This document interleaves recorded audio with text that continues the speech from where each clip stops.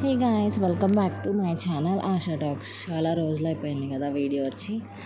ఇప్పటి నుంచి కంటిన్యూగా పెట్టడానికి ట్రై చేస్తాను.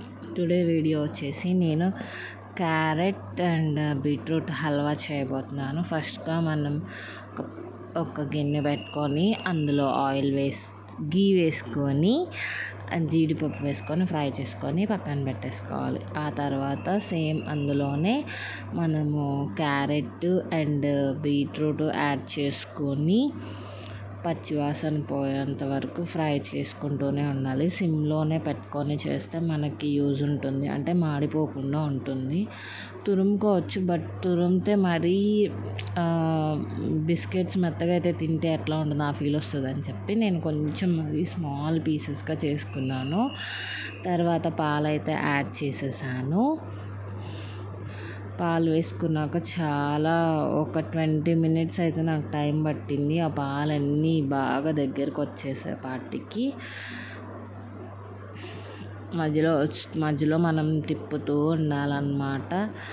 మళ్ళీ అలాగే ఉంచేస్తే కింద ఏమైనా మాడిపోతుందేమో అలా అనిపించకుండా ఉండటానికి మనం కలుపుతూనే ఉండాలి.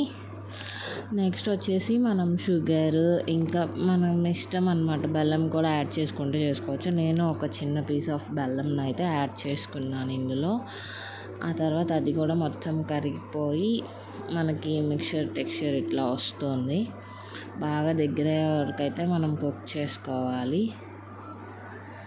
ఇట్లా మొత్తం దగ్గరకు వచ్చేయాలి. ఇంకా అట్లా వచ్చిన తర్వాత ఇంకా దింపే ఒక 2 మినిట్స్ ముందు అయితే మనం ఇంకా కొంచెం ముందు గీ దాచుకుంటే కనుక ఇప్పుడు గీ వేసుకుంటే చాలా టేస్ట్ బాగుంటుంది. దింపే ముందు సూపర్ టేస్ట్ అయితే చాలా వస్తుంది. ఆ తర్వాత ఫైనల్గా గార్నిషింగ్ అండ్ టేస్ట్ కోసము ఇట్లా జీడిపప్పు వేసుకొని దించేసుకుంటే సరిపోతుంది. Subscribe to my channel ASHA talks. Like చేయండి, షేర్ చేయండి, కామెంట్ చేయండి. Thank you.